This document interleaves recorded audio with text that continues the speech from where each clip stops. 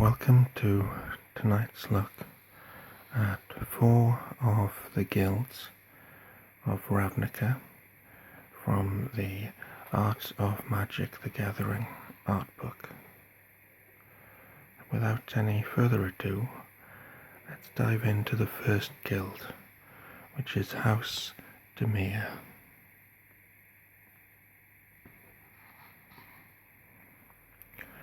House Dimir is Ravnica's dark but open secret. The populace knows the guild exists, but they pretend it doesn't. Secrecy is Dimir's weapon and its best defense, and the guild is hidden even from itself. Dimir agents leave no trace of their covert activities, destroying the memories of witnesses to their crimes, and even wiping their own minds to clear away memories of their completed assignments. House Dimir is synonymous with secrets and misinformation. It has no tolerance for unpredictability. The guild depends on a structure made from intelligence and carefully calculated probabilities, so when other guilds' actions conflict with the Dimir's understanding, the root of the structure creaks.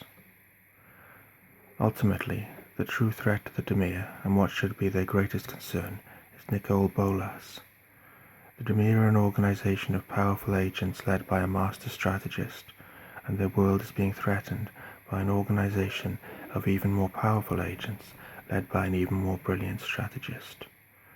Bolas represents a direct threat to House Dimir's existence by rendering all its scheming obsolete.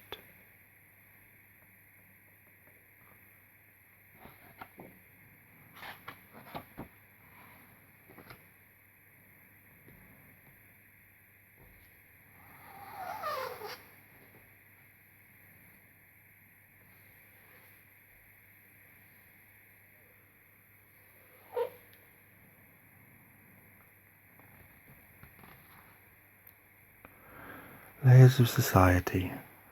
The Dimir operate at 3 fundamental levels: the overt face of the guild, that the general public of Ravnica is allowed to see; the covert inner guild, and its members that Ravnica suspect exists but rarely if ever see; and a deeper, clandestine level that is hidden even from its own members. This is the Guildmaster Lazav the Multifarious.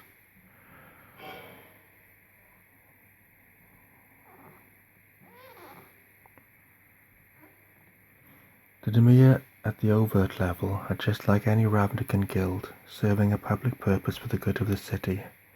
They often work as couriers, investigators, media reporters, and archivists. They serve twin purposes: to give the rest of Ravnica a friendly face of the guild, and to be the street-level eyes and ears of the Dimir. Almost everyone who joins the guild joins this overt tier of activity, and some happily remain there throughout their lives. Only those who have proven their trustworthiness and demonstrated some aptitude for espionage can hope to move to the inner circles. The covert. Beneath their overt face, the Dimir are a network of spies, thieves, assassins, and mind mages. The covert level of House Dimir uses secret symbols, runes, and signals to communicate, often in plain sight of Ravnican society. They also employ various mysterious forms of mind magic, such as a telepathic communique that is erased from memory as soon as a given operation is completed. The clandestine. But there is a level of Dimir hidden even from its own members. At its lower level, the Guildmaster Lazav and his direct contacts guide and manipulate the operations of the guild. Members of House Dimir assassinate, extort, and destabilize without knowing who made the order or why. Orders pass through throat trails and mind couriers, leaving no trace of their connections with this deepest level. The bottomest level of the guild is protected by Lazav's memory wards, powerful enchantments that allow contacts and agents to receive their orders but prevent permanent memories from taking hold.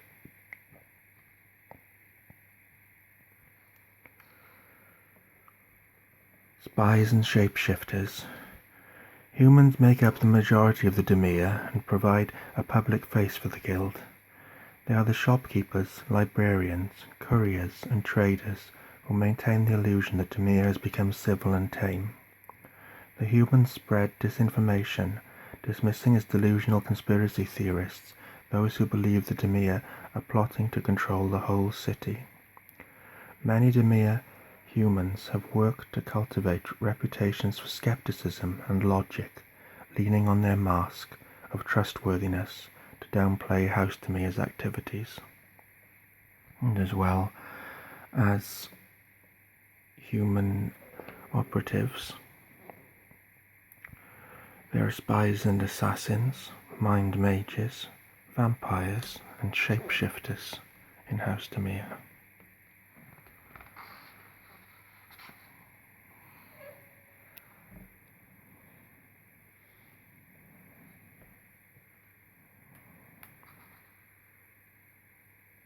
This section talks about the horrors of the night.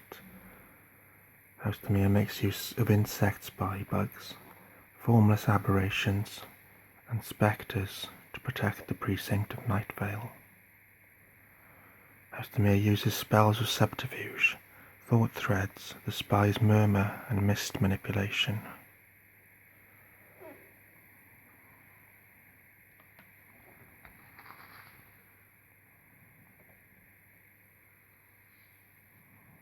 Finally, the book talks about the locations in Dimir society and its relationships with other guilds. Dimir is based in the two mana colours blue and black, and a common Dimir deck might make use of milling, which is attempting to cause an opponent's library to run out of cards, thus winning the game.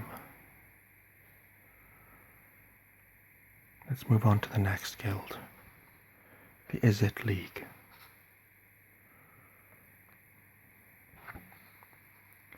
Frenetic experiments. The Izzet are obsessive experimenters, the epitome of a keen creative intellect combined with an unfortunately short attention span. The original mandate of the Izzet Guild was to provide solutions for public work projects, sewers, boilers, roadways, but their increasingly wild experiments answer only to their insatiable curiosity. Often this yields mana geysers, spatial rifts, arcane portals, or other such powerful but unintended results. As Ravnica slides into increasing turmoil, the Izzet have doubled down to their frenetic research, though now its efforts are leading towards one outcome, the development of superweapons. The growing paranoia of the Izzet Guildmaster, the ancient dragon Niv-Mizzet, has led him to push his guild's research towards increasingly dangerous and volatile experimentation.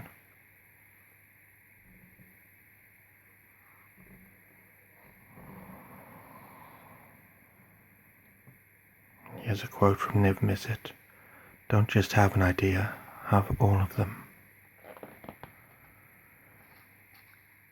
Niv-Mizzet, the Fire Mind.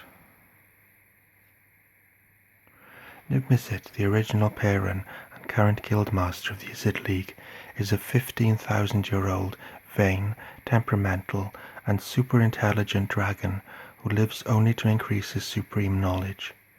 As he directs all experiments throughout the guild, he values results over success, accepting and even anticipating that Izzet experiments will end in gloriously unpredictable ways.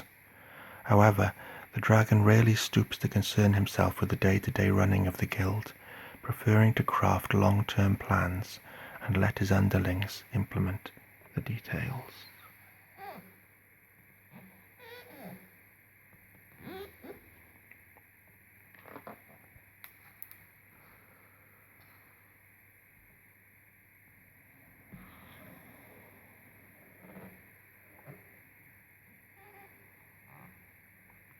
This section talks about the various laboratories and experiments that go on in the Izzet League.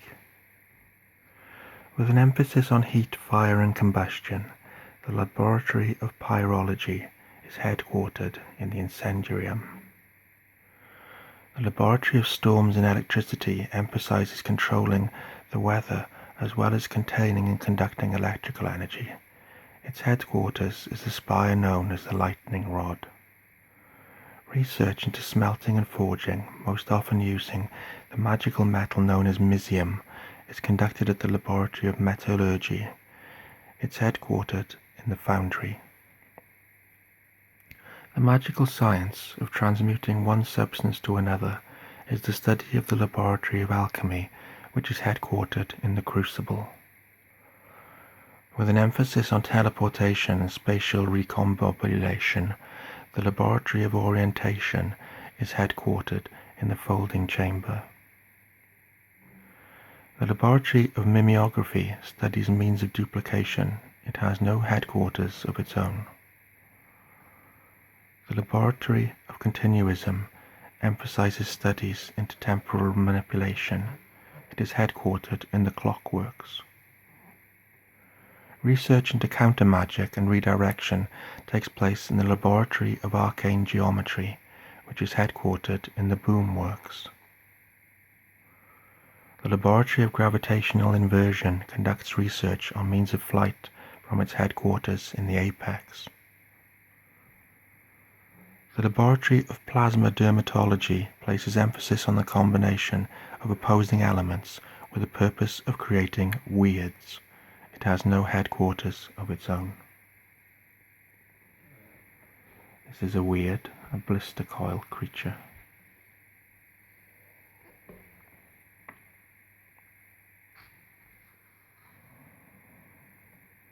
And you can see a gadget of the Izzet League being used to smash a pillar.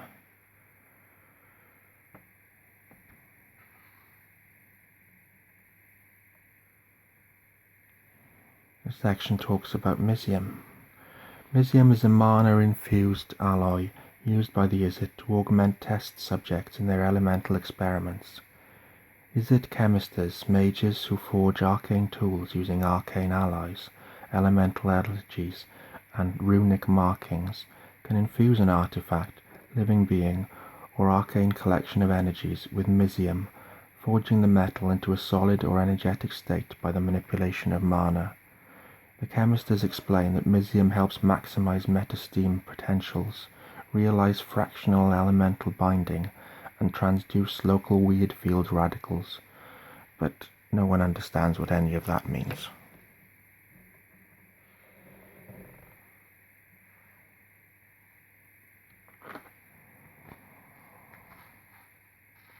Laboratory populations. The laboratories of the Izzet are staffed by humans, goblins, Vidalkin, Viashano, and a variety of other races and creatures, both human-like and utterly alien. The majority of Izzet alchemists and mages are human, fueled by limitless curiosity and sustained by their ability to approach any given problem from countless different angles.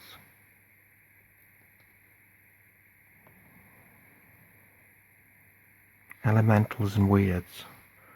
When Izzet mages conducted an experiment to allow them to control base elements with their minds, the experiment failed. Instead, it imbued these elements with rudimentary minds of their own, resulting in the first Izzet elemental.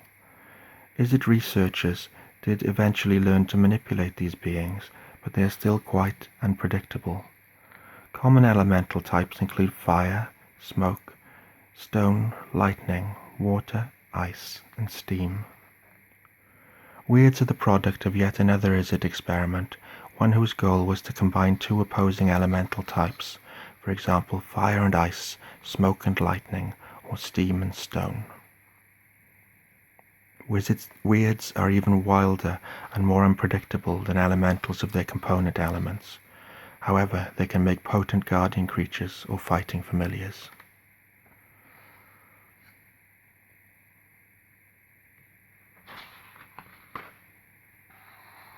The final section talks about Izzet's relationship with other guilds. Now, Izzet's mana base are the two colours red and blue, and because of this, in gameplay, you'll often find that Izzet decks may make use of a lot of non-creature spells, such as damage-dealing spells on the red side, and counter spells, electricity-based spells, and trickery spells on the blue side.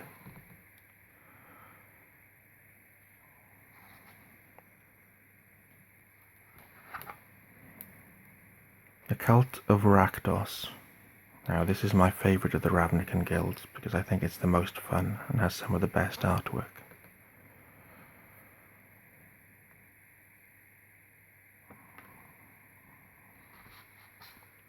The screams of the crowds. Tomorrow is an illusion. Everything is ridiculous. Members of the Cult of Rakdos have watched the grandiose speeches and self-important plans of other guilds and have concluded that their rivals take themselves far too seriously. Since death comes for everyone, and since order tends inevitably towards chaos, the Rakdos believe that unrestrained, moment-to-moment hedonism is the only way to live. Of course, few other Ravnicans would describe the Rakdos as sane. The Cult of Rakdos uses its unique form of performance act to express its derision towards Ravnican's other guilds in their delusion. They reserve their mockery for people and guilds that have seized some measure of power, who need to be taken down a peg, rather than piling humiliation on top of those who are already struggling. Their chosen medium for this satire is over-the-top, irreverent, and frightening spectacle. They use masks, marionettes, or effigies to lampoon public figures, or sometimes play pranks on the people directly in the streets. Their ultimate goal is to remind Ravnican's populace that its entire society and the guild it is structured around are ultimately ridiculous, and they thoroughly enjoy the pursuit of this goal.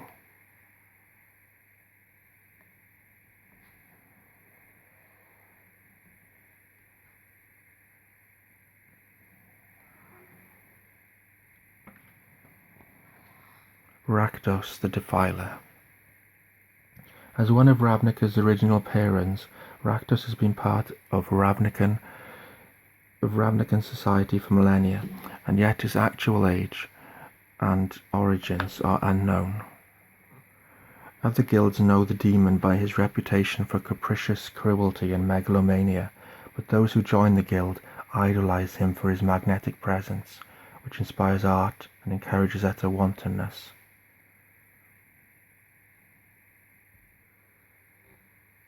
To this extent that this cult is normalized as one of Ravnican's 10 guilds, it can sometimes be easy to forget that Rakdos himself is an ancient, incredibly powerful, and thoroughly evil demon who literally embodies all the chaos and fury of red mana and all the death and defilement of black. His cult runs the gamut from rampant hedonism to wanton destruction, but Rakdos himself falls firmly at the destructive end of that spectrum. Perhaps he finds entertainment in destruction and murder. His cult incorporates destruction and murder into their performances of entertainment.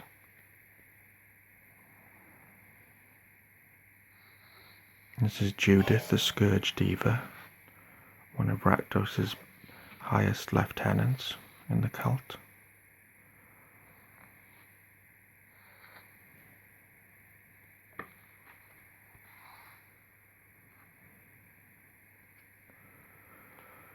Troops and cultists. The guild made up of Rakdos's followers has transformed from an orgiastic cult of murder riots appropriate to the worshippers of an ancient demon into a roving band of hedonistic, anything-goes circus performers. It lacks any formal structure, its members despise roles and chafe at concepts of hierarchy or duty. The only rule, and every guild member's job, is to do what is necessary to produce an entertaining result for the audience. Everything else is immaterial. So in the Rakdos Guild we have performers, masters of ceremony, blood witches, guild mages, uncagers, and volunteers, because sometimes Rakdos performers single out random bystanders from the crowd, roping them into the show. Sometimes the performers turn the volunteer into the star of the stage, showering them with spectacular, empowering magic. Other times the volunteer dies horribly in front of hundreds of witnesses, and sometimes that was precisely the point. The entire performance was staged to allow for this brazen public assassination.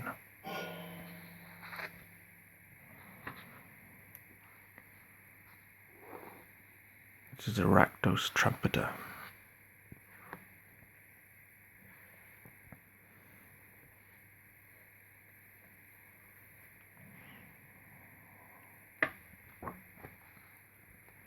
Misfits and Fiends.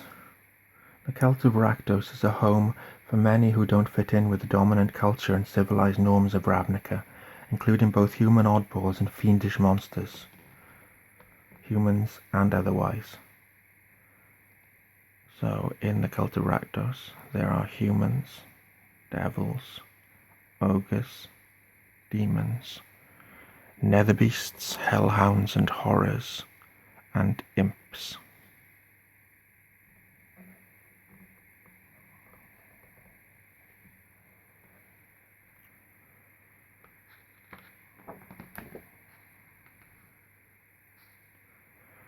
Free spirits. Members of the cult of Rakdos value their independence and their freedom to pursue their desires. Fundamentally, the cult was recognized as a guild in an effort to channel those desires and the baser impulses of demons, devils, and humans alike into something like an acceptable direction, though that effort has never been completely successful. Now, as tension builds in Ravnica and several guilds are attempting to solidify their power and crack down on chaos and criminal activity, the Rakdos cult tends to react to this building pressure with increasing violence and angry rioting.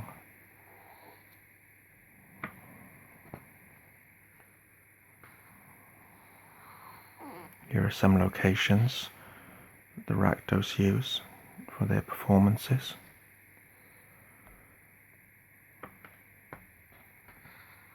And finally, as ever, attitudes and relationships with the other guilds. So, the Rakdos mana base is red and black, and its decks can sometimes be quite destructive, often relying on sacrifice of creatures to trigger powerful abilities. It's one of my favorite colors to use, along with black and white.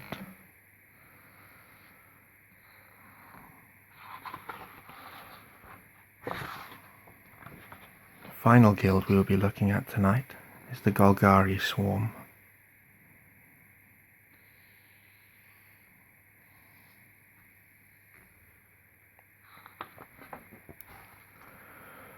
Rot and rebirth. The teeming masses that make up the Golgari Swarm imagine themselves as the pragmatic whole above all else, unafraid of the simple fact that death is a reality of life. They view the idea that life and death are opposing forces as naive sentimentality. In the end, they know, everything crumbles and rots, and their new life springs from that rot. Time inevitably goes by, bringing both destruction and new creation to all things. Much like a swarm of mundane insects, the Golgari often seem to behave more like a single organism than a group of individuals. The guild's leadership is its nucleus or nerve center that drives its direction and growth. Some of its members are responsible for collecting nutrients and converting them into usable resources, and others are defenses that resist and fight off foreign bodies. The whole swarm is driven by a primal instinct to survive, reproduce, and overcome.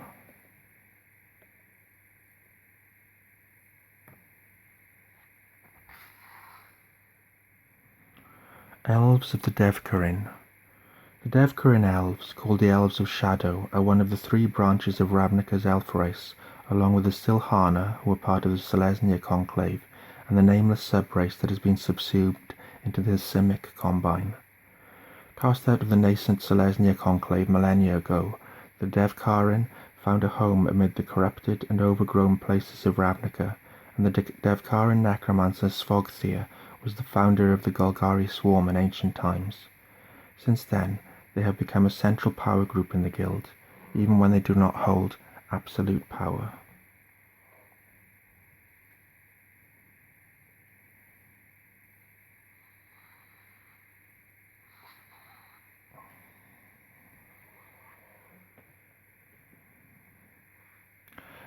Mood marks. Many living Golgari wear face and body paint that gives them a haunting, pale look, a practice that reinforces the guild's reputation for necromantic dealings. Some of the Devkarin also bear mood marks, which are minor enchantments that appear as spots or markings on their forehead and around their eyes. Mood marks usually resemble insect eyes, reflecting the Golgari connection with Ravnica's swarming insects, but the marks can warp and change depending on the mental state of the wearer. In well-lit conditions, the elves can read the mood marks of their fellow guild members, facilitating some amount of non-verbal communication.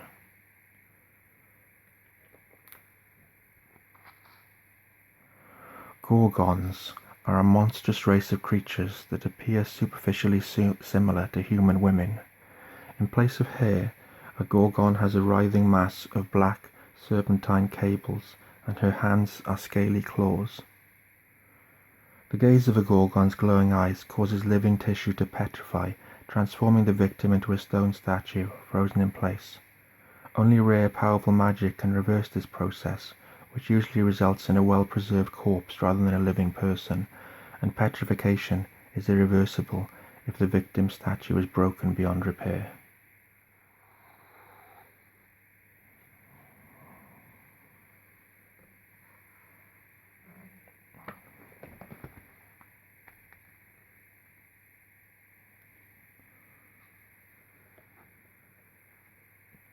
The Crowl.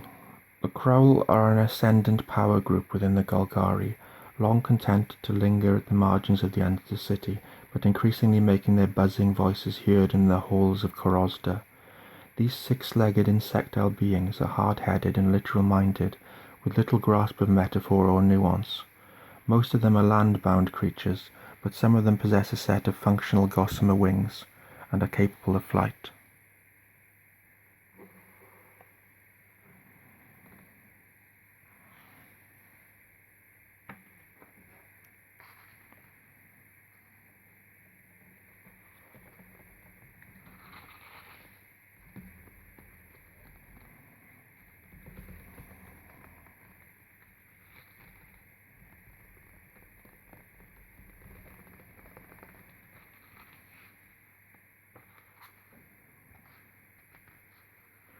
The Rank and Vile.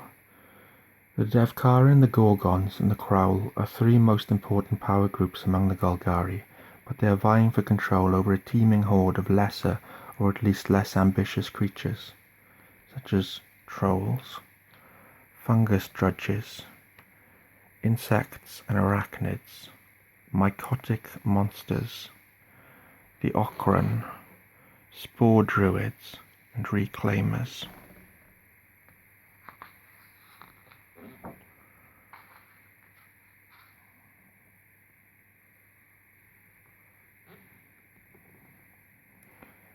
The teeming hordes of the Golgari swarm believe it is finally their time to shine. They've dwelled under the streets and under the boots of the other guilds for too long. They are convinced that Ravnica's institutions are rotten, on the verge of collapse, and the absence of the living guild pact proves it. However, the Golgari are neither surprised nor panicked by this, for they believe that all things eventually rot and die, and from this decay new life blooms.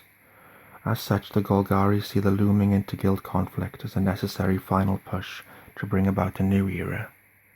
Their era.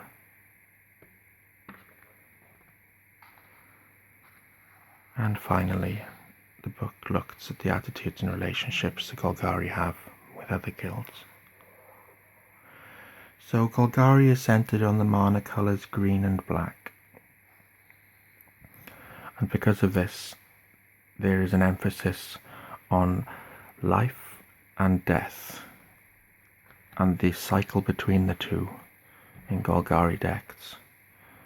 Golgari decks will often make use of the graveyard, bringing cards from the graveyard and putting cards into the graveyard as the cycle of life and death continues onwards.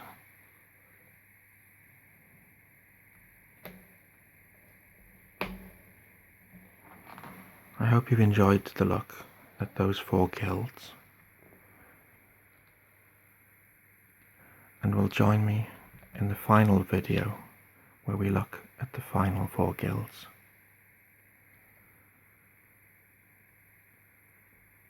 Thank you for watching. Pleasant dreams and good night.